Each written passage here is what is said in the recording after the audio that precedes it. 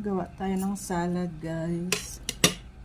Lagyan natin ng apple cider vinegar na may binabad na bawang. Isang kutsara lang. Matagal na siya itong nakababad. Isang kutsarang apple cider. Tapang na lang amoy niya. Ayos lang yan. Lagyan natin siya ng kunting olive oil. Kunti lang.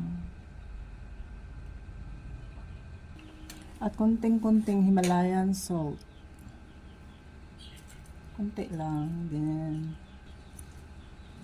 Ano lang to, guys? Pipino,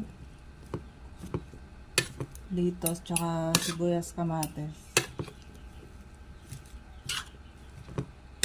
Haluin lang natin maigi. Hindi ko na siya lagyan ng mayonnaise. Hindi na siya healthy pag may mayonnaise. Medyo medyo tapang na yung amoy ng apple cider kasi matagal nang nababaran niya ng bawang. Parang na-fermented na siya with bawang.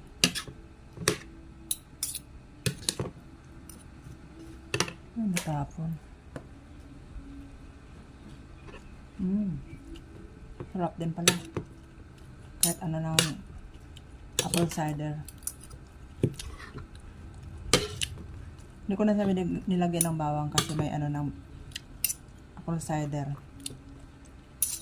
May nakababad ng bawang na matagal. Yung kulay ng bawang sa loob.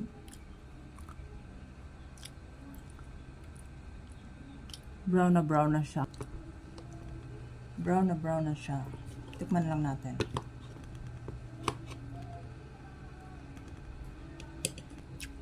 Kunting asin lang nilagay ko para yung natural na lasa nila ang malasahan mo talaga. Pwede na yun, guys. Okay na to. Diyan pa yung natural na lasa. Pag may mayonnaise kasi, hindi na siya healthy. Lagyan ko sana siya ng avocado. Kaso, avocado ko hilaw pa. Hindi pa siya pwede. Kaya next time na lang. Next time na lang with avocado. Thank you for watching, guys.